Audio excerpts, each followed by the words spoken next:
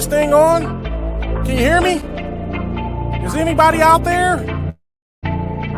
Hey, tune in. It's the hottest show, homie, on the West Coast. The Roy Anthony Show. It's the hottest show, homie, on the West Coast. The Roy Anthony Show. It's the hottest show, homie, on the West Coast. The Roy Anthony Show. And it's featuring the homie Big Hank, huh?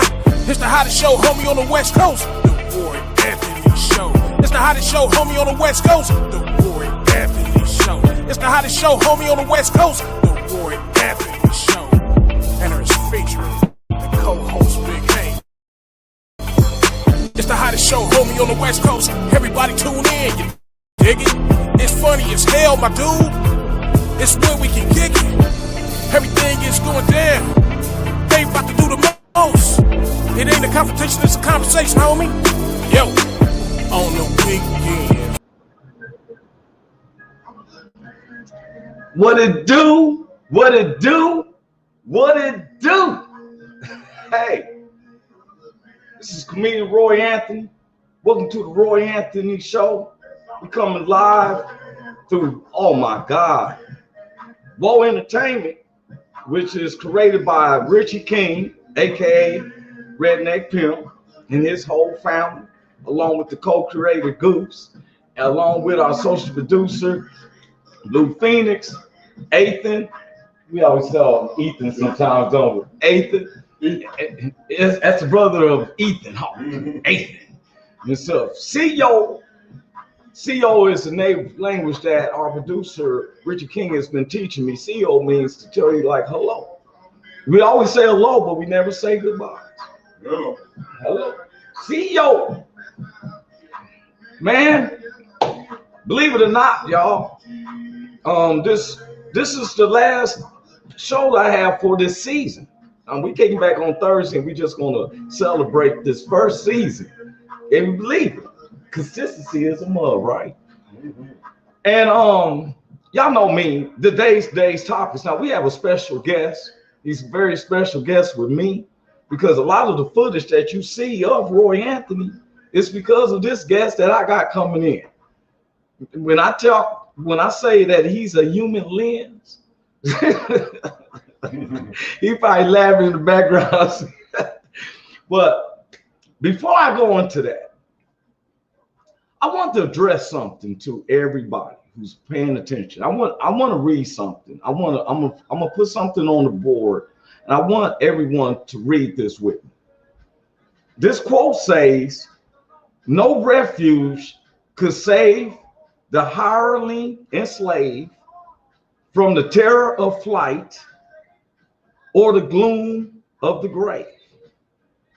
Now, I know a lot of people be like, what's those lyrics from? If you don't know where these lyrics come from or this quote come from, you will find out, I don't like that. It almost sounds like how Vincent Price was said, remember on the Michael Jackson Thriller and stuff, "No refuge could save the hireling enslaved from the terror of flight or the gloom of the grave." You know, when he did it like that, we like, oh, Michael Jackson, and he had the zombies and everything. It just don't seem like it's something you would want to be part of. Now, I know a lot of people's asking or probably saying, well, where is he going in with this? What does this mean? Where you going with that, Roy? Well, I got to bring this up. I want to bring this special. This is a special op-ed from Roy Anthony. Ooh. I want to bring this up. This is a special op-ed. It was brought to my attention this morning of a man named Graham Allen. Who's Graham Allen? Graham Allen is a 12-year veteran, served in the military in Iraq, and we're going to get into that. Just this quick op-ed before we bring in our guest. Now, the lyrics that I'm quoted from you is the third verse of the Star Spangled Banner. They're actually talking about the slaves. Now, a person who I honor back in the American Revolutionary War is a person named Nathan Hale. That's Nathan, Nathan. Last name Hale, Hale. He was being hung by the British soldiers. And he made a quote that always stuck with my heart. Paraphrasing him, he said, I have one life to live, before they hung him. Now, this quote that I'm showing you, no refuge could save from himself. Hireling. The hireling is a person who will work for anything. If you give a shelter, I'll work for it. So I want to bring up this special op-ed. It was brought to my attention. Let me go back a little bit. I want to speak on this. Okay. Graham Allen tweeted this. Third place Olympic hammer thrower Gwen Berry was pissed national anthem was playing and turns away from the flag in disgust. This picture speaks 1,000 words. The person who hates America comes in third. The person who comes in third is ungrateful and disrespects the very country she is supposed to represent. The winner shows proper respect for the greatest country in the world. Moral of the stories, haters get what they deserve. You don't love this country, leave. Wow. He said that? Yeah, he said No, that. he wrote that. Now, I don't know. Everybody knows me because I don't fear no man but God. I only fear God. I only fear God. Now, and Shelley and Richard King, when I read that quote, they knew what it was the national anthem. And I'm always seeing that we're looking at the person who's bringing the message. See, you ever see the movies where the messenger is always killed? Yeah. Because the message may be deep, but they say kill the messenger. And I'm going to get to a point. Now, my man said, for one, I want to say this about being in third place. What are you teaching our kids? Because of your own personal outlook of something, I understand that you in for 12 years, but if you were American, we would be want to say, well, why is you turning around, sugar? What's wrong, queen? Why are you turning around? You're looking at the person, then you said a person. Now, let me tell you something. When you're doing Olympic trials, you got a whole bunch of people, not just three. Yeah. And if they representing the U.S., now this was in Oregon, you still come in third, and she's like, hey. Now, you want to vilify this young lady for turning her back, but to my last count, there's 512 people who's been arrested for the insurrection on Washington, D.C. That would give you 512 things to talk about, Mr. Allen. There's 512. You can take your op-eds and play it because, see, this is what he did. So he showed the picture of her. Now, you talking about somebody who's pressing for views. And he showed this picture. If you don't love America, you should not be allowed to represent America in the Olympics. Also, you can move. Now, wait a minute, Mr. Allen. You served in the military, and my thing is, like, what's his name? Our producer just said, I disagree. Keep politics out of sports. That's my opinion. I totally agree with that. For one, it's not politics. This is a protest of we're tired of representing our country. We believe the same way we do, just like a Norman Locklear portrait in the front of the Life magazines, and they would have the Christmases and everything is beautiful. We want the same thing. We with y'all. So we won't ask, well, why are they protesting? We got our co-hosts in the house. Big Hank's in the house. How you doing, Big Hank? What's going on, Roy? All right, what's up, 30-30? Hey, bro. We're not. I think people are missing a point. Now, I want to say, Mr. Graham, wait a minute. It's not about that. This is about Americans. Right. It's not about a black or white a part of our America is feeling disgruntled. Now, wait a minute. If you said that about the third place, what about the two Olympic players in 1966 who won first and second in the world, and they both held their fists up as like, hey, man, Protest. when Jesse Owens represented the Americans when Hitler said the perfect race was blue eyes and blonde hair, and he went up there and whooped him with everything. Guess what? When he came back, he was scrutinized until he got to a certain age. Still America. But we still representing America. We love our country. Still Now, America. I want to go on to this. See, that's the government. Let me tell you something, y'all. My blacks, whites, Latino, Asians who's listening. The whites that are here did not start racism. This is going to get deep with y'all. The British did. The whites that was from Norwegian and this country and that country, British called themselves the ultimate race from the UK. So they had white guys and black guys and Chinese guys in encampments working under the British rule. When the Macon Revolution hit in 1661, we all revolted together against the British. The British said, only way we can conquer this is to make the ones that look like us, because to say you was British was meant you was elite. But everybody wasn't from British. You had Norwegians, you had this country and that country that wasn't under British, but they look similar. So they said, let's take the ones that look more like us. This causes division. And we're going to say, y'all not British, but we're going to say y'all are white. Because it was easy to identify from the Asians, we were yellow mans, and blacks, which was like my man just said, they was Dutch. You had Dutch, they're not British. So it caused a divide. And when you corrupt, so some of the whites did not go along with what the British say. They took some of the whites and said, okay, we're gonna give y'all this power.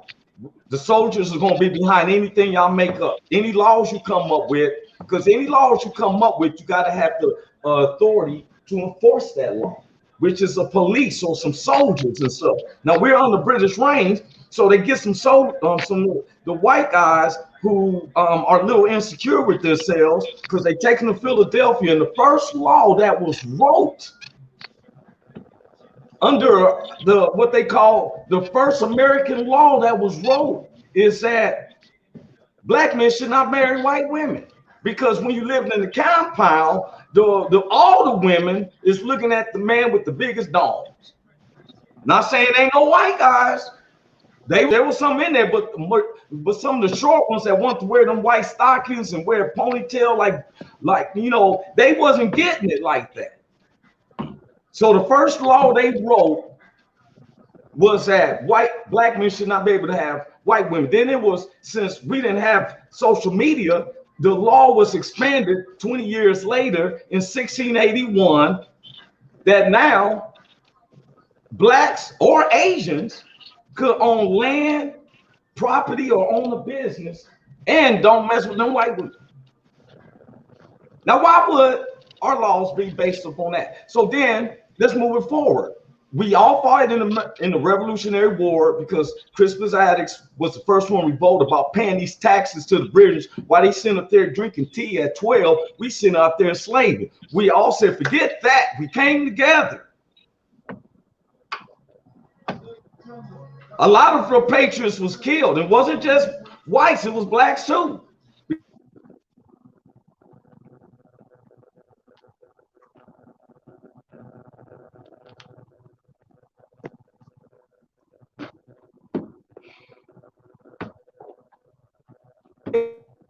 The Crispus Attucks. Look, they said they're having trouble with it because we're hitting them with the truth. Now, I'm being honest.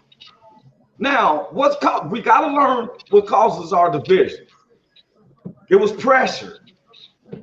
People don't want to die. You got the British. So George Washington and other group of men, it was blacks and whites, because in the Potomac River, when George Washington is pointing, there's blacks and whites in the boats.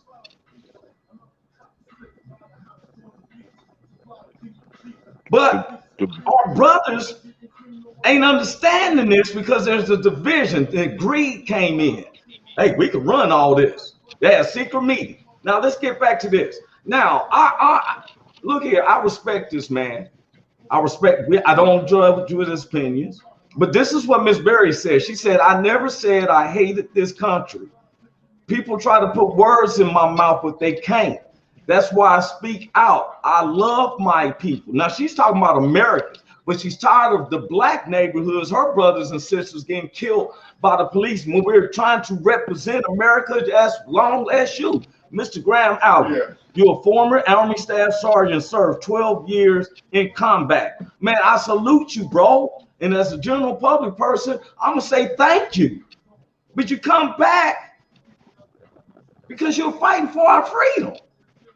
But I understand you're ranting. Some people want views. Some people want the celebrity-ness and everything. You know what I'm saying? You can't do stand-up, so you might as well rant.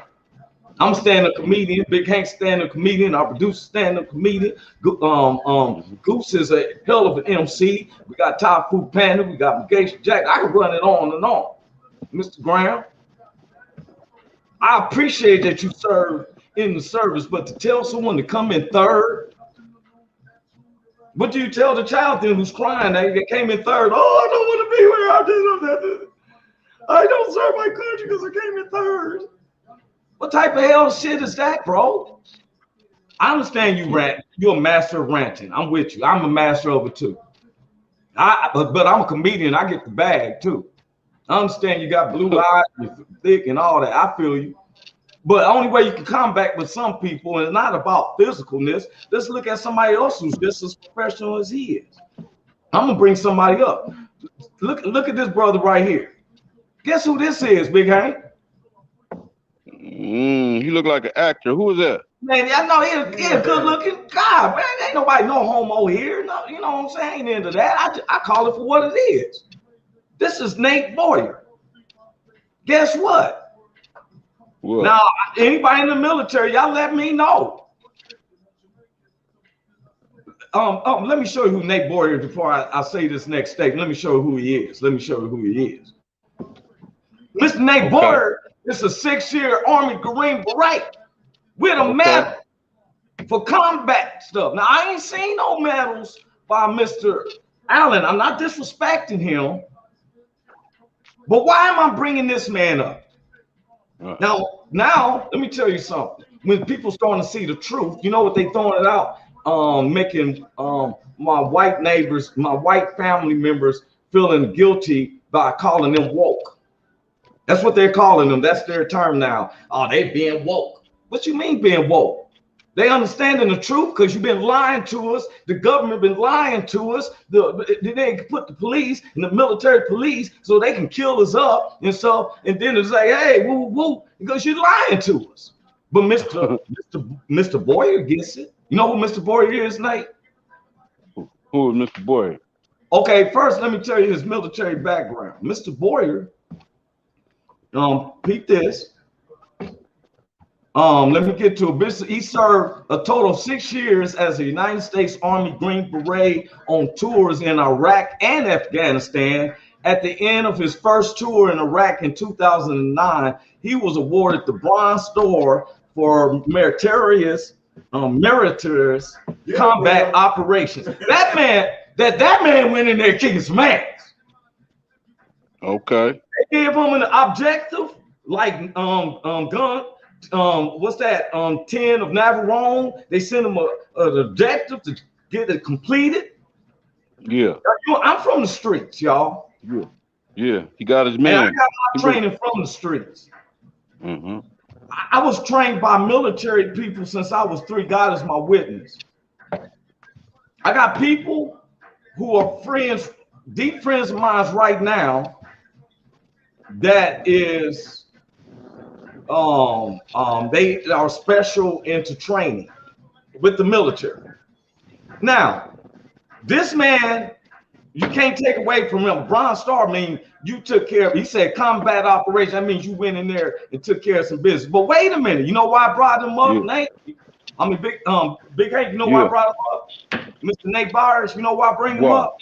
Because why everybody criminalized Colin Kaepernick, a lot of people didn't understand is that the former Green Beret, Nate Boyer, convinced Colin Kaepernick to kneel during national anthem. I read about it. Guess what? He said he'd been through all of this stuff, but the most courageous thing a person can do is take a knee during the national anthem on a televised football game. He said that would be the most. Now, this man been in Afghanistan, Big Hank. He got a Bronze Star, and he's telling him this is the most courageous thing he'll ever see somebody do on a peaceful protest. Take a knee. Not saying that Mr. Boyer could get a group of us and teach us the stuff he know and say we want to rush the right out. But just like my man said right here, I'm gonna bring this up. That's what I want to say on this. But like my producer said it like this. He said, okay, he's one vet who doesn't speak for all vets. I understand that because we all have an opinion. Blacks was promised after the Civil War, to my understanding, they want to go on back to Africa. If we help them win the war, we're gonna go back to Africa. And they lied and said, well, we give you 40 acres in the mule. We'll work with this commerce, which see, I don't blame anybody. I blame the spirit of the devil. The devil comes to kill, steal, and destroy. It's not that black man, it's not that white man, it's not that all of this. And if you don't recognize your true enemy, then only thing we can do is stay in chaos. It's nothing but chaos, man. I'm not against neither one of them vets. They can talk about stories that I never knew, but they don't know the stories I've been through coming up from Quindaro to Long Beach Boulevard, where cats do pull out AK-47s. Everybody knows that Roy Anthony was shot with some guerrilla warfare, sawed-off shotgun stuff with 44 mags and shrapnel. The LAPD came around my bedside and said, sir, you're supposed to be dead. Big Hank, you've been shot down there. Yes, sir. Yes, sir. And look here, unfortunately, God hears me. I don't hold no animosity. You know what, y'all, I'm gonna tell everybody this before I bring my guests in. I told them it's gonna be about 15, give me 15, 20 minutes. I want to say this. At one time in my life, I became very radical, especially against whites. I'm in middle school, they showing the shows, Roots and stuff. I have a best friend. I'm looking at him like, you own me? He like, what the hell are you talking about? It was confusing. Then as I'm growing up, I'm walking home with some of my friends and the police throw us through the alley. We go through the alley, a shortcut. We playing basketball, lining us up, beating us up for what? We got the authority. Line up against that wall. This is what we was going through. While everybody was at home in their beds like Jerry Mathers and Leave It to Beaver, we up here getting our ass whooped. Then it wasn't TV, it was reality. Right. Yes, sir. We asking them what we do. Shut your ass up. For real. If you ain't been through that, how can you tell me if a woman says she's been raped, how can a dude say anything about it? You can't speak for her. You ask every woman, if any woman's been raped and stuff, that meant that someone took it without their permission. And you can't speak for her. I don't have the right to speak for her. I don't know what the trauma is. I've had women say, Roy, snatch my pants. I said, you ain't getting me caught up. You better take your shit off yourself so your DNA fingerprints is on your panties. I ain't taking nothing off. And look here, this is what our producer said. He's absolutely right. He said, I know all about that. Please think we work for them. They work for us. Rich King been hearing me talk about the police and I'm bridging the gap. I ain't mad at nothing. I'm mad about crooked cops. Because you got the chance to have a gun and you think I got a gun. I got a cell phone and you shooting me. I'm reading. Then I got all these gun laws. You don't have to have a gun. Everybody's gonna have a gun. But every time we have a gun, we get a shot for thinking we have a gun. Yeah. Or help us if I have a gun. Yeah, it's bad for your health. Bad for your health. Yeah. Bad Put for your your hands health. up. Hey, we have a special guest, our guest today. But before I bring him up, JD, before I bring you up, I know you can hear me. We have a special appearance just showed up. He's gonna come in for 3 to 4 minutes. But wait a minute, I'm gonna do this, man. I'm bringing JD in anyway. Hey, everybody, look here, because I got another guest hanging in the background. Mr. William Morrison, who's running for mayor of Los Angeles. He's making a quick appearance. But I want to bring in our guest today, which is this man who's been my cinematographer, Big Hank, for all the stuff people see when they Google me and stuff like that. The album I just did, it was from his production. I've been working with him. This dude's a genius, man. I've seen him put electronic tricycle together where he can actually ride this much to the store. And they didn't know if he should be on the sidewalk or the street. I ain't never seen nothing like that. I said, he's gonna invent a spacecraft next. But this man is one of the best guys with cameras, and I didn't want to hold him up any more. I know him as JD Valentine. Give a round of applause for Jaquay Valentine. What's up, Mr. JD? What's going on, Roy, man? How you doing? I'm doing fine. How you doing, bro? Man, I'm taking it easy. Okay, man. How you living, bro? Man, everything is good, man. Everything is going good. Business is going good. Company's growing, and things are pretty busy right now. Man, tell the people your name and what you do, bro. I didn't say your title because you be all specific about it. It is this. Yeah, I do. So my name is Jaquay Valentine. I go by JD Valentine. My company is the Labnificent Media Group.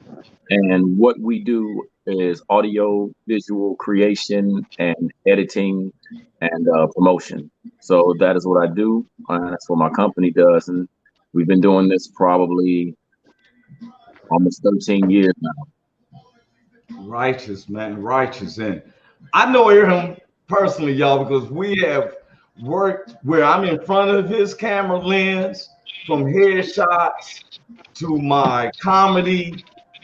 He's such a perfectionist. I have a chat. Blue Phoenix wants to tell hello, JD. Blue Phoenix said that, boy, she don't never always reach out to people and on private chat too. You say Blue Phoenix? I don't even know if I can show it to you, dog. Tell her I say hello. Yeah, she see, but look, you know, and she's speaking to you right there. Blue Phoenix, hi. She just like, she ain't never came on and said hey to me. She like, bro, she correct me. Hey, that's our associate producer, y'all. That's Blue Phoenix. And I thank God because our prayers for her as well. We've been praying for people like Big Hank's wife. Yes, sir. Phoenix. She's been fighting a rare cancer, and way she popped in, she's feeling good. Yes. I'm praying for her because she wants a better position and everything. And people sometimes discriminate about even on health. Yeah. See, I show them that nothing get past me. I read everybody. I seen my man Ethan was going through some fun situations. I'm like, well, he ain't gonna be able to help a lot of people raise money for the people November 6th when he's going through. I'm just teasing with you, Ethan. But JD, yeah. Before we go farther with you, bro, we have a special guest who wants to come in. Everybody knows that you was gonna be on today, but we actually have the candidate William Morrison. William Rodriguez Morrison, who is running for mayor of Los Angeles. Now, I want everybody to understand this. Big Hank understands. We talk about this 30-30. Our head producer Richard King always discusses that it's not always about the president. We got to know our mayors, our city commissioners, our governors. This is how we get the changes. So I said, you know what? Everybody focus always on Los Angeles. Me and Big Hank, he been in Los Angeles life is small to him. He knows the ins and outs. Likewise, but we need changes. And so I said, look, I'm not biased.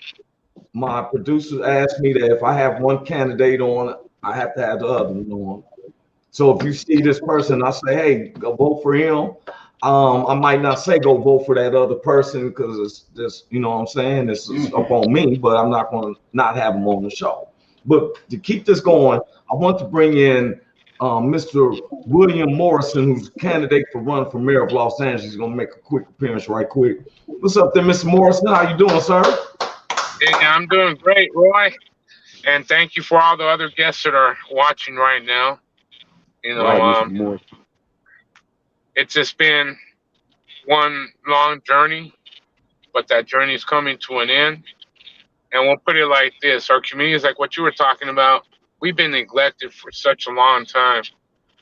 And with all these summer programs for the youth, like even in my neighborhood of Boyle Heights, they're going, what are we supposed to do during the summertime now? But, you know, we're all in pain right now. And you're all my brothers and sisters. So like I told yesterday was my last day at work. And I just adopted a larger family.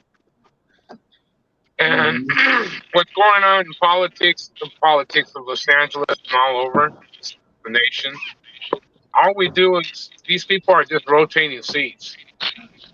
We're just a dollar sign to them, and that's all going to change when I become mayor-elect on March 8th of 2022. There needs to be accountability, and I am going to start bringing back those programs that were taken away from us from our inner cities. There's no more middle class. There's only the rich and the poor, and it's time to change that. And I'm doing it from the bottom of my heart. With all my compassion, I might get emotional because, you know, it's really sad being the destruction. Yeah. But we need to protect our heritage. But Mr. On Morrison, what this city was built. Yep. But Mr. Morrison, you know me. Because I tell people, I'll be like, hey, man, get off the way with them emotions with me. You know what I'm saying? I ain't putting you on blast because he's like that. But I'm going to tell you something. I tell people, don't take emotions for weakness. Because this man is not that person. This man has had 100 and something military people who works under him. He's not a joke. Because I know that if someone's messing with me, all I gotta do is say, hey, you know, Bill. But he has a heart, and he knows his politics. My man said that later brother, I'll go, oh, he has to go somewhere or something. That means I see you again. Mr. Morrison has a heart, and he knows his politics. He knows the financial situations of Los Angeles for over 20 years. Am I correct, sir? That's absolutely correct. If anybody who knows it, you know, I mean, I'm not gonna go to this dude Jimmy who seems to be able to shuffle cards real well or whatever in front of the liquor store and let him work for my money. This man has known what money is being used in LA. I'm not gonna go into that because I'm just going to say I gather up information and I'm trying to share it in a general way because some of my homies don't get out to speak to cats in Irvine and everything. So, you know, they always tell me I can interpret it, just like Big Hank. Big Hank is such a understanding of words. He is not gonna let me get by with it. I've been Big Hank comes on always. But Mr. Morrison, you have a plan, yes, sir, in place. Yes, I do. I have a major plan in place. And I just put it like this. In our communities right now, when's the last time we've ever had our street paved. It's been a long, long time. You know how to But if you allocate go up, that money, huh?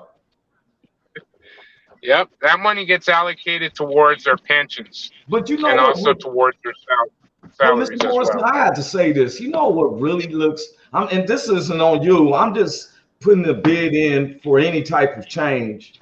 It really, really hurts to see where just the marijuana was legalized as far as medical in 2005. In 2 Correct. years, the state of Washington stated that when they went recreational, that's the state of Washington. Everybody ain't trying to go to Seattle. Everybody's trying to come to LA and Hollywood. So all this money is being allocated and from marijuana, where the SBA for road and everything was allocating $2 billion in Southern California, $2 billion each year for 5 years to fix bridges, roadways, all of this. But yet, the application is $25,000, non-refundable, $150,000 for the run of dispensary, when we have almost right now over 45,000 Blacks and Latinos that are in prison for marijuana charges, even though they reduced them from felonies to misdemeanor. How do we help the people who don't have to worry about housing? I heard you speak about the homeless. I'm trying to figure out where is this money going? What are, you know what I'm saying? Are you over going to, if you become mayor, do you have control of this money? Yes, I do. I'm the one that writes the budget for the city. I allocate the budget. It's not the city council. It's the mayor that allocates the budget of where the money goes, and making sure everything is accountable and the repairs are done. So it hasn't been done in a long time. Tom Bradley really took care of this city very diligently on making sure everything was done. And that was a great man. He provided for communities, and God bless his soul. You know, he passed away, and I believe it was 2000 or somewhere about that time. Yeah. But he was a great mayor, and he will be a well-known mayor. He did a tremendous amount of now things let for you know you've been taped. You got all these witnesses on here. You get elected. Now, everybody, there's a special election, March the 8th of 2022. That's actually the primary election. That's a primary. So we want to win this in the primary. There is no tomorrow. We get this done and get it done right. We need to written. Okay, so we, Big Hank, are you stuck? Yeah, I think I'm stuck, man. All right, I'm gonna bring you off and then fix your camera, so because I was like, he's sideways like a mug, man. Yeah, you kind of like sideways there. Yeah, I'm like, I'm trying to look in the eye, like, wait a minute. All right, I'm gonna bring you out and then you come back, bro. Okay, Mr. Mayor, and I keep saying that, but I don't want to jump the gun. I'm not putting the cart before the horse. Miss Valentine, thank you for being patient with me and stuff. He's rolling with, that's my brother, y'all. And so if he catches I put him on the spot because he's behind the camera interviewing other people. But now I put him on the spot. He keep looking at himself. You look all right, brother. All these you look fine.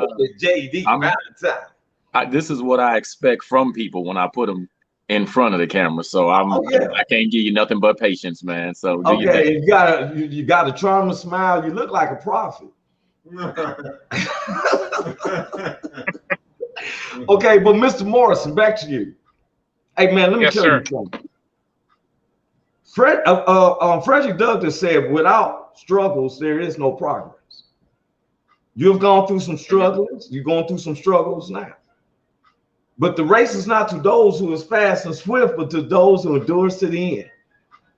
That means you got to put them feet out there, hit those spots, boil heights, all of that. And despite the if you want to stick with your mission, then look here. You know, you got my vote because I'm not in Long Beach, but I'm not going to cheat or nothing. Go down there and that. But anybody in the LA city of LA, please vote.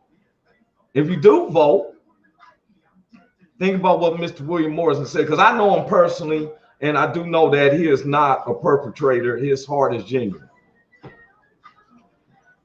So you got something else to say before we're going to go back to Mr. Valentine, Mr. Morrison? All righty, no, that's about it. I just want to bless everybody and have a blessed and wonderful 4th of July. And Roy, looking forward to seeing you.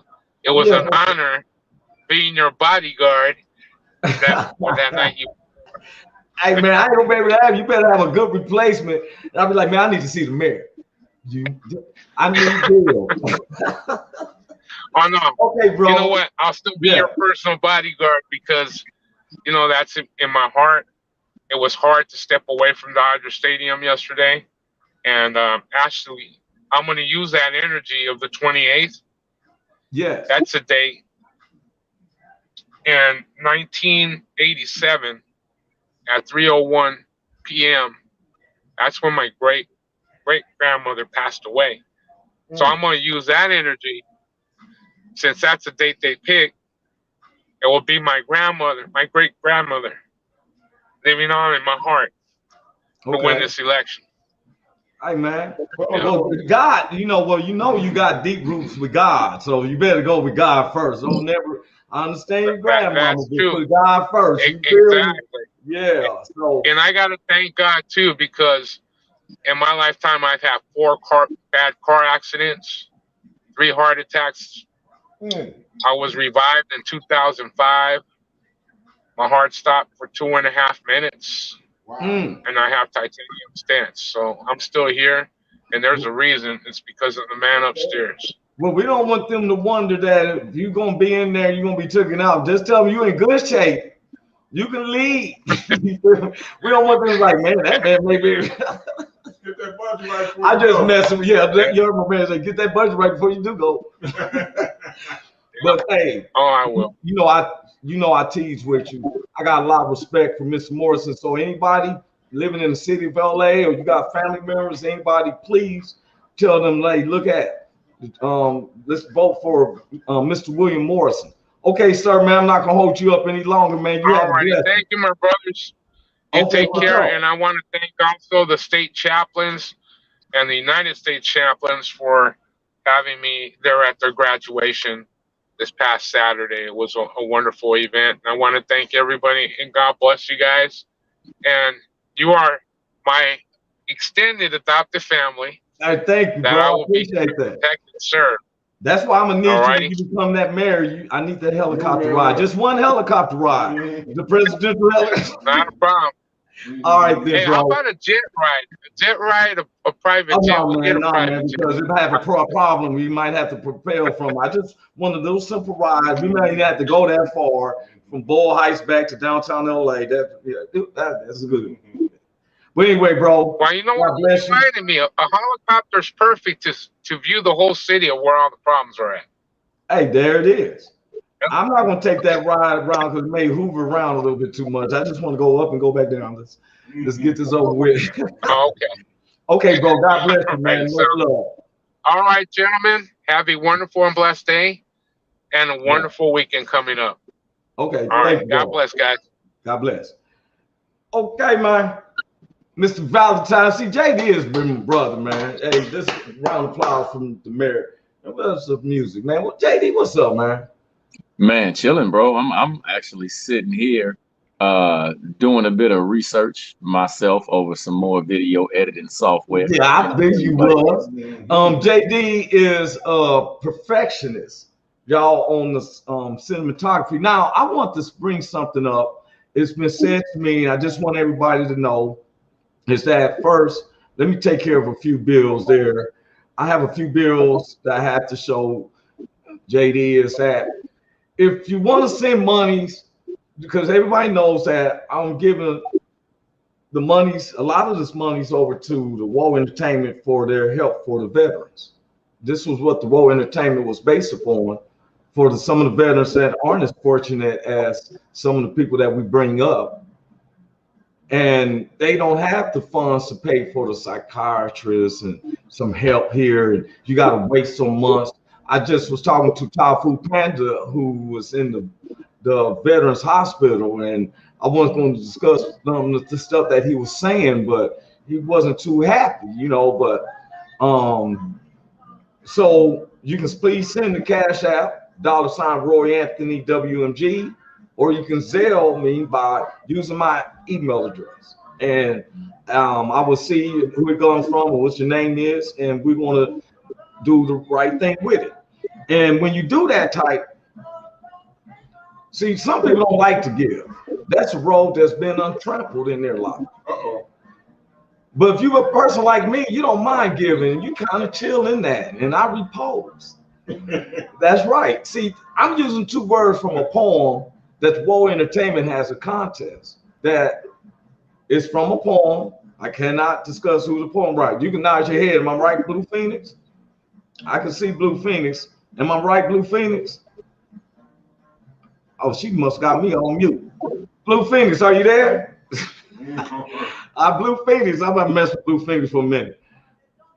Blue, are you there? Hello. Are you there? Hello? I'm talking to Blue Phoenix, that's our social producer. I was saying that I used some words. You see them up there, right? Untrampled and repose. It's the words that I've been using. Now, Big Hanky is usually on, and we be laughing about how the words is used. Now, we also have a contest, and we're going to that contest. And the contest is called Keep a Straight Face. We're going to be kicking it up right after the 4th of July. That first Tuesday after the 4th of July, I give that date. If you can come on and you can stay on and listen to 4 jokes, question jokes, then oh, okay, no problem, Blue. She was taking care of some business. I was just saying I use those words, my words, right? Untrampled and repose. She gave me the thumbs up. That's right. It means a lot to me, but some of y'all probably don't know that.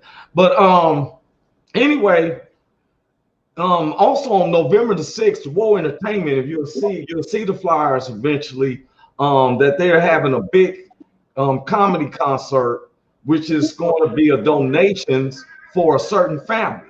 They're going to be able to somebody's gonna win a car, money to pay their bills, and gifts for the kids at Christmas. If I'm wrong, somebody stop me.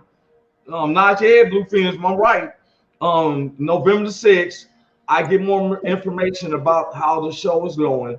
I mean, where the show is gonna be held at. Sometimes I've been moving around and they probably put it out there, but I haven't got all the information.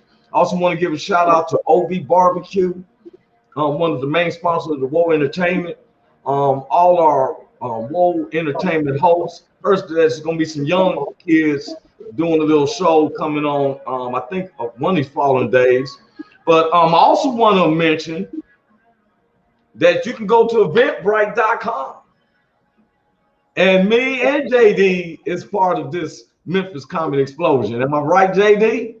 That is correct. JD is the director and the producer of the comedy movie that we're doing, which is starting off the kickoff of the comedy tour, Lip Splitter. We're filming the actual concert in Memphis, which is sponsored by Poppin' Barbie, Popcorn, Poppin' Barbie, with 3030 like to say it's delicious. Poppin' Barbie. Is that popcorn fire, Roy? Is it pretty good? Pretty good. It is very good. And they have all types of flavor. You go to poppinbarbie.com. Delicious. All right. In the lineup that she comes up with, we got Big Mike from Chicago, who's been the host of this comedy explosion. We have I want to make sure I say his name, Mike Samp from Chicago. That dude's funny, and I mean you can go on the YouTube and see him when he was on Who's Got Jokes with Bill Bellamy on season 4. We also got Memphis' own Cletus. He's very popular in Memphis, and he's a young dude too. You know, I thought it was gonna be an old dude when I heard the name, but he's young, funny guy. Then there's Yvette, the funny lady from Long Beach. She's coming down. If anybody's seen her on the shows, I've been working with Yvette for 20 years. She's going to be on the show. And then yours truly is headline. I'm ready for my close-up, Mrs. Valentine. Oh, you ain't got to worry about it. It'll be a lot of those. Oh, yeah. Look, JD has so much patience with me because sometimes I'm clownish. Sometimes I'm so serious in my thoughts. And it never gets past him. Matter of fact, he'll work with me on a different mood and stuff. So yesterday, we was going to have lunch, and he has some new cameras. And he'll show me so many different lenses and gadgets from the time I met him.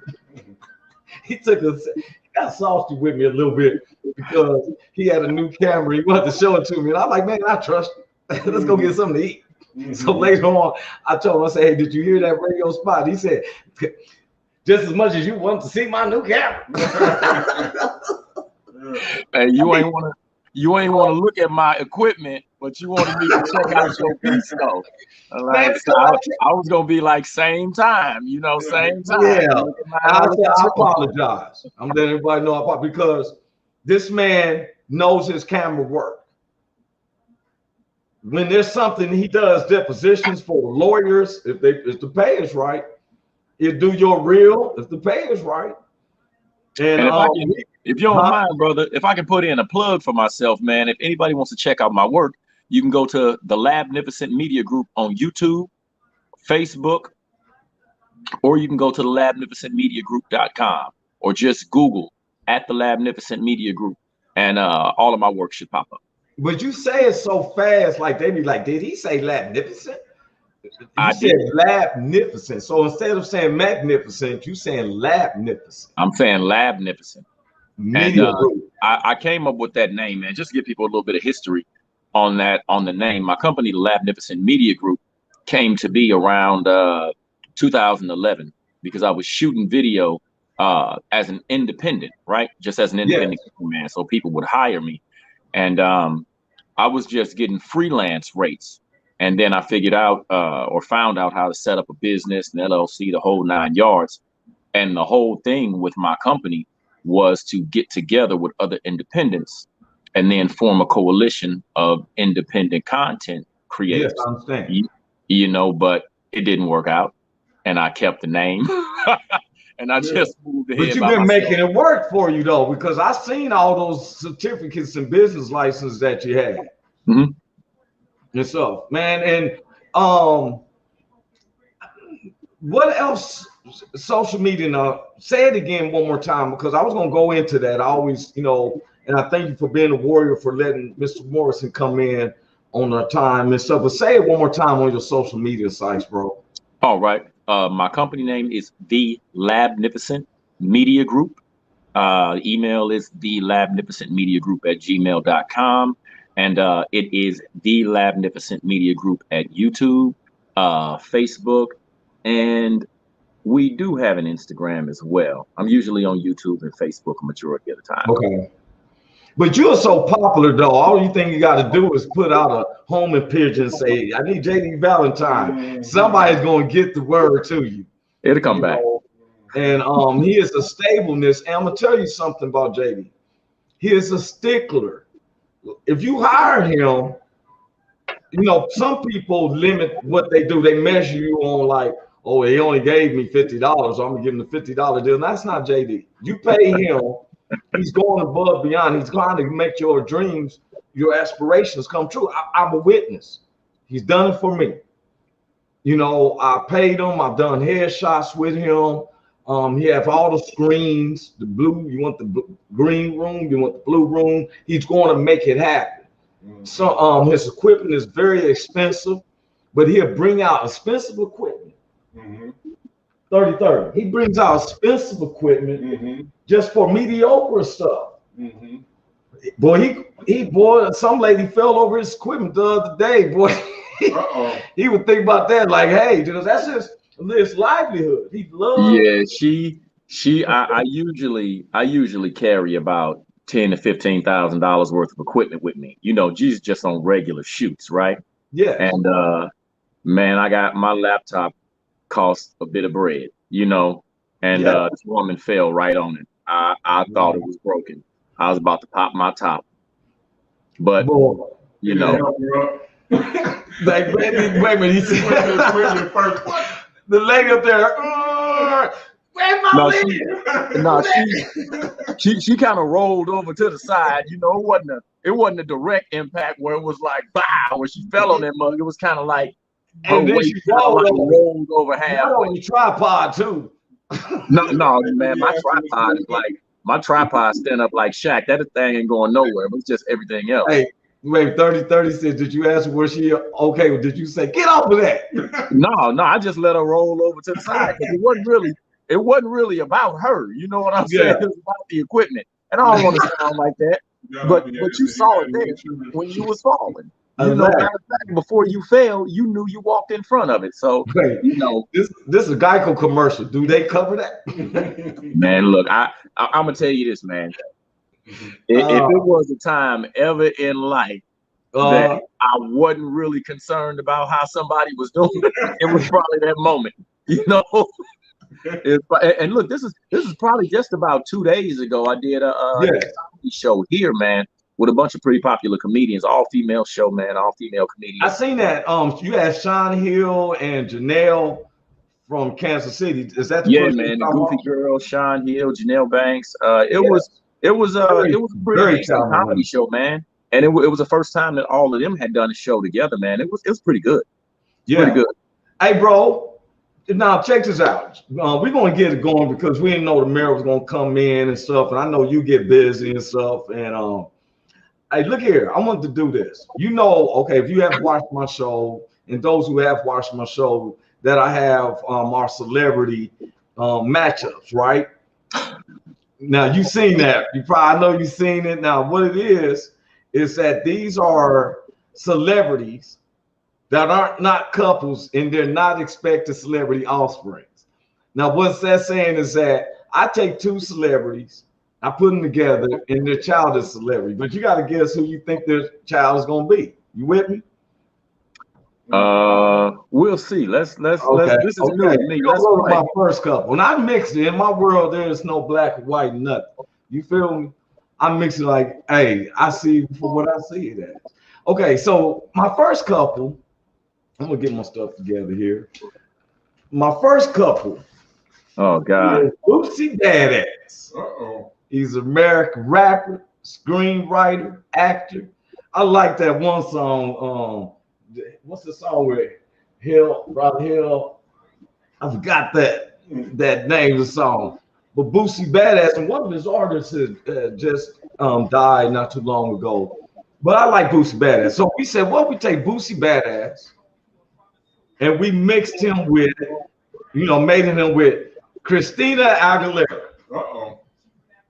Now, Christina Aguilera, she's an American singer, songwriter, television personality, and Grammy Awards winner. She done won 5 Grammys, JD. Wow. Yes. Now, what if we mashed Boosie Badass and Christina Aguilera? Who do you think their child would be?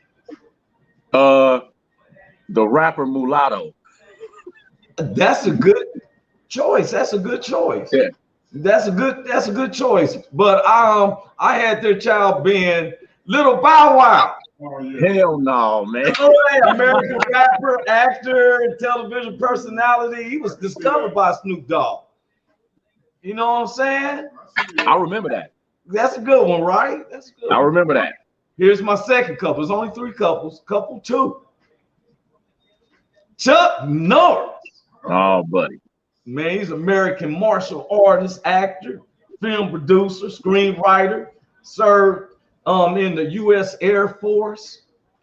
Man, I loved him in that movie, Good Guys Wear Black, when I was a kid. I liked that, man. He jumped through that windshield to get. Yeah. You know what, bro? I'm going to tell you. He fought Bruce Lee, remember, in the Chinese Connection.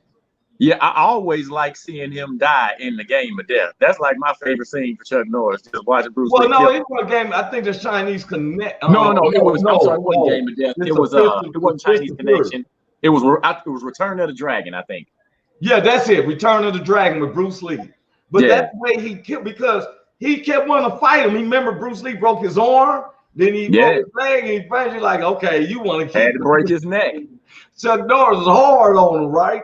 Yeah. But I liked him in those POW movies when he went against all the odds and go out there. And I think he was the first one to start bringing attention about a lot of POWs out there too, man. But I said, okay, what we put Chuck Norris, American icon, and you put him with Fergie. Where my man go? JD Valentine, where you at? JD Valentine done dropped off for a second. He'll be back in. Oh, there he comes. He's coming back in now. Okay. And, I end up pressing the wrong button. My bad. Let's get back to Chuck Norris, bro. Bro, ain't there. You there, bro? Now this is thing messing up. That's just the streaming sometimes. You there, Jack? JD, you back? Can you hear me? We back. We back to truck. We back. Okay. So I got Fergie. Now, I can't hear you, Roy. Okay, you hear me now? You can't hear me? I can't hear you, bro. Unmute your mic. I'm gonna go back. I'm gonna go out and I'm gonna come back in because I can't hear you. Come out and come back in. Okay, come on, man. I'll give you a chance. We had disconnections. Some of the people was messing up. It will sometimes happen with StreamYard. They cannot hear things ship out and backing works. Okay. Thanks, Blue Phoenix. She was explaining to me this. Everybody, sometimes this happens, you know, and somebody come in. Can you hear me now, bro? I can hear you now. Our associate producer said sometimes this happens. It'll be a glitch. Sometimes people jump in later. Now, what I did was we took Chuck Norris and I put with Fergie. Now, Fergie is an American singer, songwriter, actress. You know, she became very successful as a member of the Black Eyed Peas. You know, where is the love? Okay, I see Blue Phoenix. Donna the Hoy. She knows what I mean. Donna Daga Hoy. That means until I see her again. But what I said, what if we took Chuck Norris, put him with Fergie? Who do you think their baby's going to be? Chuck Norris and Fergie. Let me think real quick. Okay. Keanu Reeves. He said Brad Pitt. He said, you said what? No, that was 30 said Brad Pitt. Who you say, JD? I say Keanu Reeves. Keanu Reeves. You know what? Nah. No. Kid Rock. You know what? That's actually pretty good, bro. I like that. Yeah. You see that sometimes he's known as Bobby Shazam. American rapper, disc jockey, singer, songwriter, musician, and record producer. Yeah, he made a lot of money from mixing hip hop and country together. I like Kid Rock. I don't know about others. He made a lot of money. He's from the D. Yeah. But man, he's an entertainer though. I like his style. I mean, that's the way he came out, right? Okay, here's I like the way he came out, bro. But he just transitioned and went all the way left though. He went somewhere else. Yeah, well, I just deal with the older. Sometimes we always deal with the older person. You know, the older works that they did. Then we do sometimes with the newer work. Okay, here's our last couple. And my man ain't even around. Big Hank is not around. Couple 3. Kareem Abdul-Jabbar. Wow. American former pro basketball player. You know, he had 20 seasons in the NBA. Oh, and movie star. And the Los Angeles Lakers, man. Yeah, and a movie star, bro. Remember, I didn't want to bring up his old name, but you wanted to bring that up. His name is Kareem Abdul-Jabbar. He want to bring up his old government name. Oh, you talking about Lou Alcindor? Yeah, there you go. You had to say it too. Both of y'all had to say it. His mama named Lou. His mama I called you by your name. Yes. So I said, what if we match Mr. Jabbar with Mia Hamm? She is an American retired pro soccer player, 2 times Olympic gold medalist, 2 times FIBA world champion, right? Champions with champions. That's a champion with champion. So I said, if you brought Kareem Abdul-Jabbar, NBA champion, with Miriam Helm, who do you think their child will be? Tall. You want me to go? Yeah, who you think is gonna be? Who do I think their child to be? Okay. This is probably the most difficult one right here, because he's 7 feet tall, and if he's 7 feet tall, you know the woman's gonna have to be a pretty large woman. So I'm gonna say Lisa Leslie. Lisa Leslie, that's a good pick. Who you got? 30-30?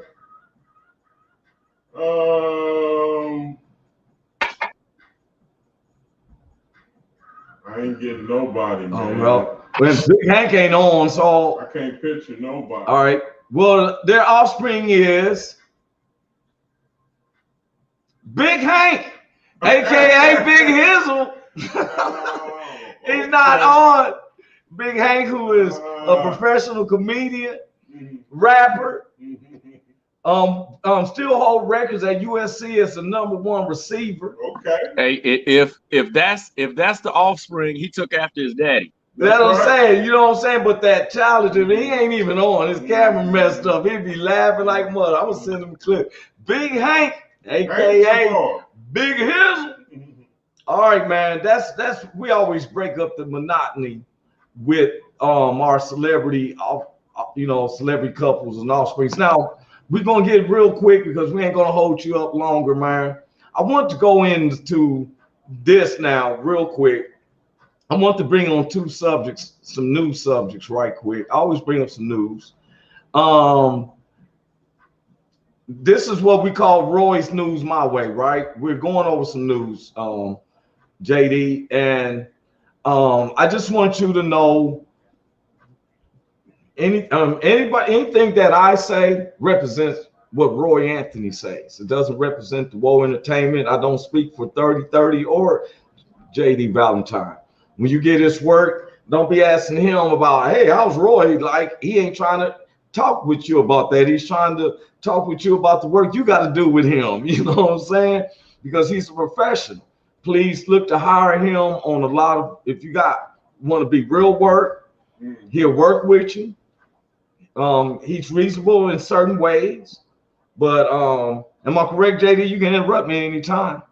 No, bro. I mean, you're right on. This is what I do, man. I've worked with celebrities, and I work with the common man. You know, my pricing structure doesn't change because of who you are. You know, my bottom of the barrel is the bottom of the barrel. My max is my max. So if you can afford to pay the max and you want all the bells and whistles, that's what it is. If you ain't got nothing but the bottom of the barrel, that's what you got. But the image quality will be the same across the board, and the production quality will be the same across the board. It just depends on how much of it you get based on your budget. Okay, now let me ask you this, man. You have kids, right? Yeah, I got a couple of them, bro. Okay, now how old are your kids? I got a daughter. She's 16. She'll be 17 this year. And I got a son. He's 12. Okay. Now, this news is going to trip you off. I got two quick subjects. This first news. I call this first one, this is a damn shame. This is the name of it. You see, I got 3 exclamation points, right? 11-year-old girl reportedly becomes UK's youngest mom to give birth. Wow, I'm surprised that's even possible. Now, first, who the world is messing with these kids, man? What's a trip? Okay, look. You know what, bro? This is real touchy right here. Yeah, she's 11. From all aspects, because that's. And I'm sorry to cut you off. No, go ahead. That's for that to even occur. We need charges immediate. Look, for that to even occur. The pregnancy stunned the girl's family, who were not aware that she was suspected. They thinking that little girl, she getting fat. No, you can tell. It don't happen like that, bro. You can tell. But see, that's what I'm saying. It said weight affects many hormones. This is what the doctor said, because children are heavier. Puberty is happening earlier these days. Yeah, but even with that being said, we still need to talk about the devious criminal nature of it. You know what I'm saying? But this happened in the UK, and I don't know how their laws is. I just know that I have a 13-year-old child, and I'm not even thinking about her even thinking about sex right now. I'm not saying that she is or not, but you know what I'm saying? I don't see it where, man, it seems No, like I know what you're talking about, but what I'm getting at, bro, it ain't got nothing to do with the child. It's the predator. You know what I'm saying? Somebody is That's praying. my point. Yeah, that's somebody's why. praying. You better say, look how he got snagging puss. You better stay away from my baby. And you know something? I had a homeboy, man. We had this conversation before. Yes. And me and him were talking, and I said, with your daughter, man, if you had a daughter, because I had a daughter, he didn't have no daughter, but he got a son. He said, if I had a daughter and she got into a relationship with a guy and they were underage, I wouldn't really check her. I would check him. And I said, why? And he said, because if I check him, he'll know the type of behavior to exhibit around my daughter. And I said, but yeah, if you're not checking your daughter, that gives her free reign. You know what I'm saying? To do what she wants to do with whoever she wants to do it. Yeah, whether old, young, good, or bad. But it depends on like the age, I can see. But when it comes to 11-year-old or 10 to 12, 13, I don't think that should even be a conversation, even matter, because, you know, because this little girl had a baby. She was impregnated at 10. She had the baby at 11, and her family didn't even know it. But you know, they thought she had a stomach ache and took her to the hospital. She having a baby. I feel differently about that, man, because even though children are maturing physically in this day and age a lot faster, they also maturing mentally a lot faster. Yeah, but we got 11, 12, and 13-year-olds. I'm talking about that guy, whoever it was. No, I got you on that. I ain't talking about that. I'm talking about as far as preventative measures. We got 11, 12, and 13-year-olds actually graduating high school and going to college. So they showing the mental capability, some of them, not all of them, but they showing the mental capability and capacity to be able to discern. Yeah, I can understand that. I can understand the mental development, what you're saying. I'm talking about the person who's finding this little girl sexy. Mm-hmm. That's the problems I'm having. I can understand I'm talking about the ones where I've seen the FBI things where they act like they're a little 12 or 13-year-old and they put it on. Oh, I'm at home by myself. You're gonna come visit me, and it's a sting so they can. Man, look here. I lived across my house that they did this sting. Right, it was in Long Beach, and they was arresting They put it out the little girl. She was like, she's not a little girl because it's fake, but they were saying I'm a little girl. She was 13. Put up the fake picture, and like I'm at home by myself. My parents is gone. You know how many cats they arrested coming up to that house? A lot. About 30 some people before I had to leave. And I looked on the news and it was like a couple of them was some city commissioners, business owners, and all that stuff, man. It was like really sick, man. But I'm gonna go to that last part real quick, man, because I'm not gonna hold you up. I want to bring this up. I was reading this thing, and did you know that there's I know that's right. Rich King said, man, I shot them bastards. Because he's family man. Now look here, this is where we don't care black, white, none of that. Because it can be any race. I seen a video where these people caught some Africans in the black neighborhood. They had caught these two African guys trying to grab up the little girls. So this demonic spirit, it doesn't matter what body they take into. It can be black, white, Latino, Asians. You know, I always check. I'm gonna be honest with everybody. Anybody listen to this? Ever since for the past 10 to 12 years, even the people I work with on my production, I check everybody in my area on Megan's Law. to see who is a sexual predator or who has to register as a sexual predator. If you are a sexual predator, I will not work with you. I don't care what you did in the past, whatever. I work with somebody who would murder somebody and they did their time. I will not work with a rapist or a child molester. Not at all. Matter of fact, if you tell me that, you're liable to see a different side of me. So I always check Megan's Law to see who is around me.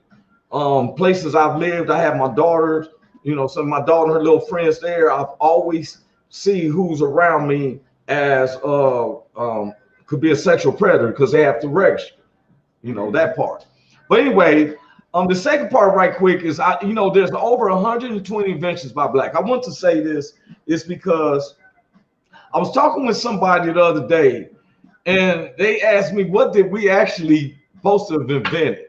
Well, I could have went into deep history of the 1,000 uses of a peanut that George Washington Carver created, the wristwatch that was created by Benjamin Banneker. I could have went into that. But what I want to do is go into some of the modern things. Child predators is a real pandemic. We need to come together to stop them. Absolutely. I want to show this.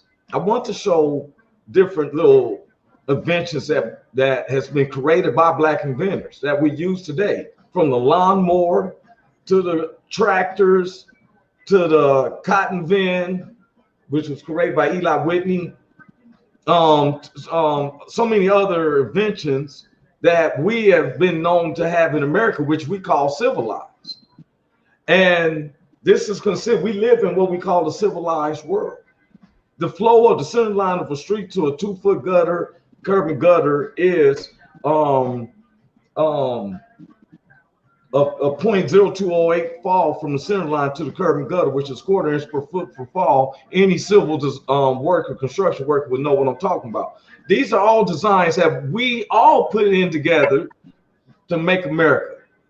That's only I want to bring that up. It's not like we're just in here just saying, hey, we're going to just say we did this and did that. No, we made where we want to make America. All of us make America great.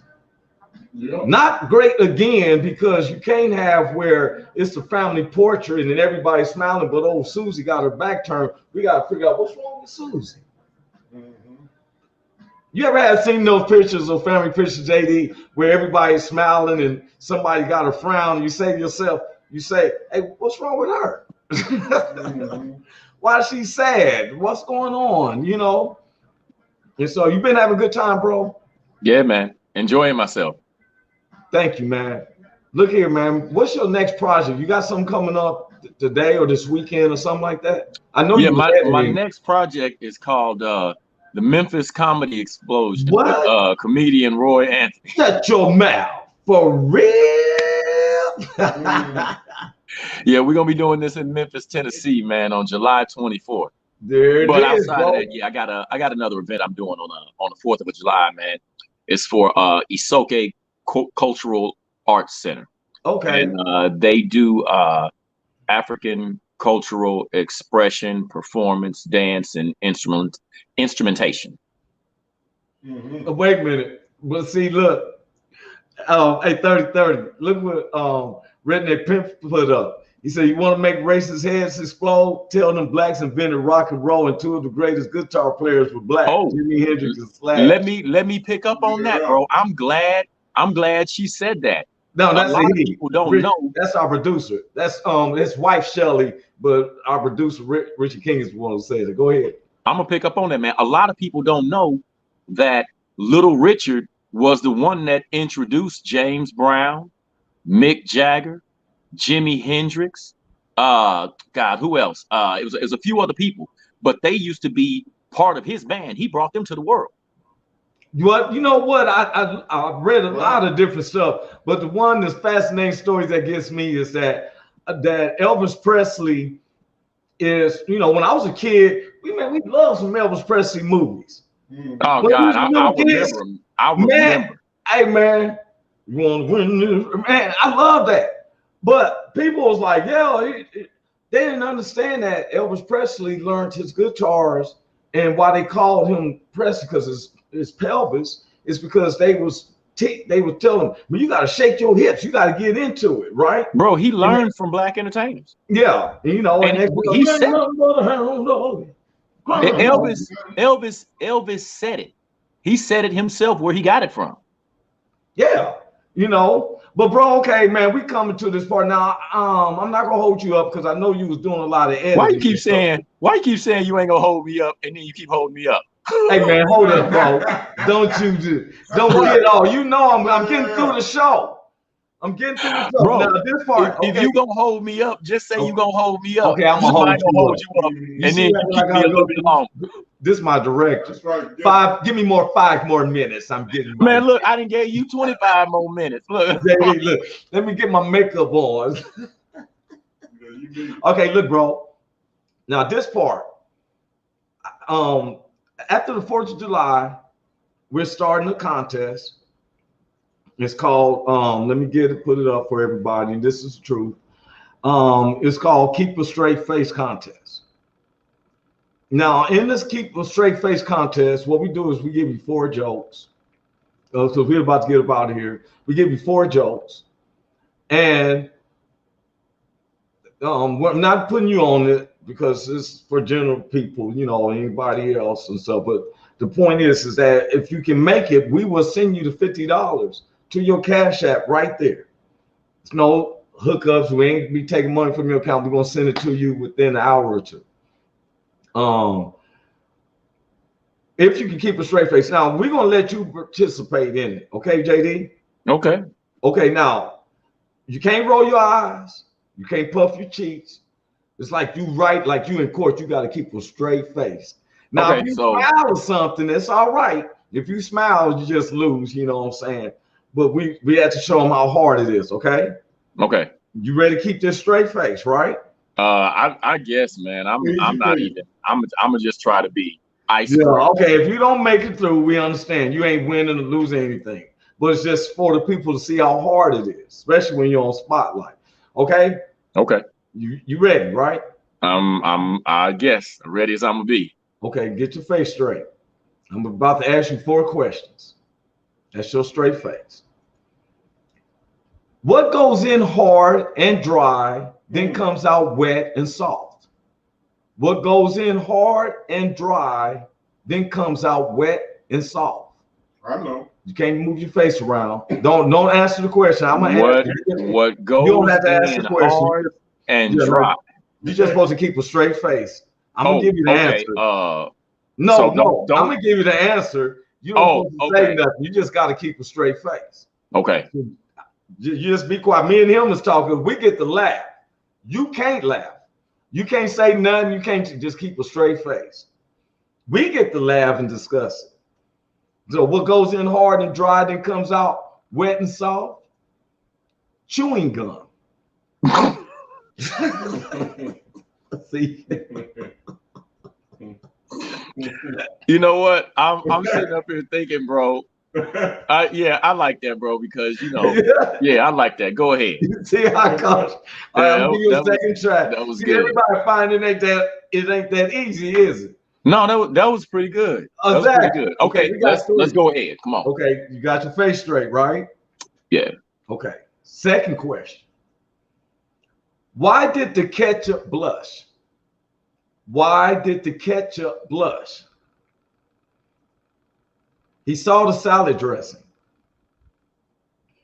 You know, you have to shake your head. That's all right. You got it. What did the elephant say to the naked man? What did the elephant say to the naked man? How do you breathe through that thing?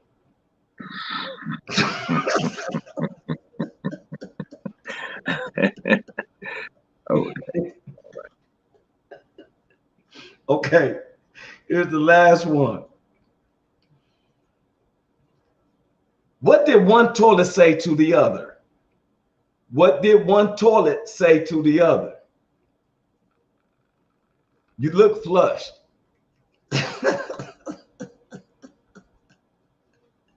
Brother, that's how That is the name. That's the done for the joke. Okay. Now, say you fell That first one was killer. That first one was killer. I gotta give it up.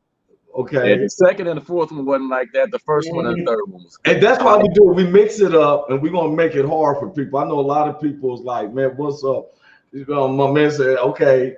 Anyway, bro, not gonna hold you up. I know you got a lot of. Oh, and this time I'm not holding you up. You about to get out of here. You don't have to go home, but you gotta get out of here. Yeah. Hey, look, I'm about to. I'm late now. Okay, bro. I thank you. Hey, man. God bless JD Valentine. Look him up. This is the CEO for Labnificent Media Group. I said it correct. The Labnificent Media Group. The Labnificent. The Labnificent Media Group at YouTube. The Labnificent Media Group at Facebook. Right. The Labnificent Media Group at Instagram. And the Labnificent Media Group at gmail.com. Anybody interested in booking me for any of my services, you can even give me a call at 816-425-1399. I'm always online, and my name is JD Valentine.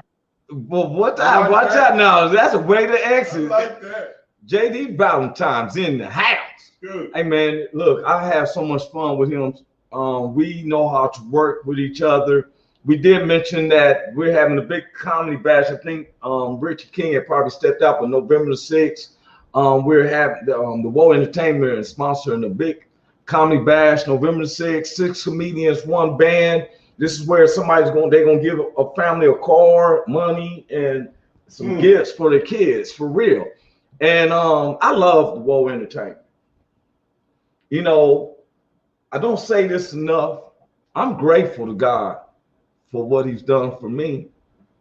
I may not been in some of these wars that I hear from the veterans, and I love talking with them, but I can share some of these wars I've been through in these streets. I was a heathen out here, man. Really? Yes, I was. By the grace of God. Grace is an unmerited favor. I'm not like I was. I'm not where I want to be. Amen. But thank God I'm not where I used to be. You feel me? Amen.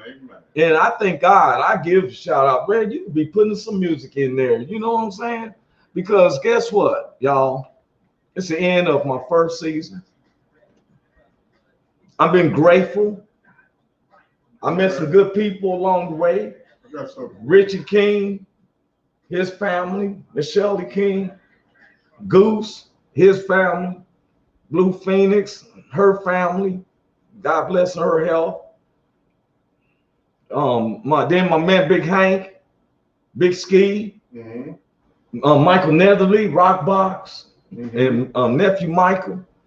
Special want to give a shout out to my mother. I love my mother. Love my brother David Lips down there in Florida. It's you know, I had to ask him for forgiveness over some stuff that I thought. Want to know that Richard King still sucks sometimes.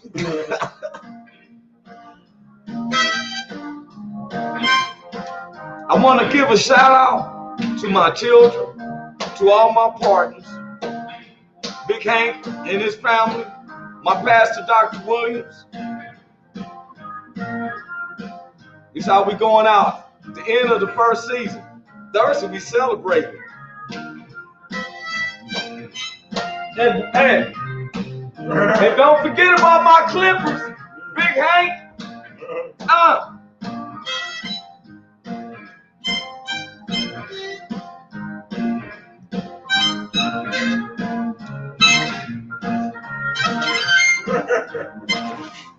Stop it.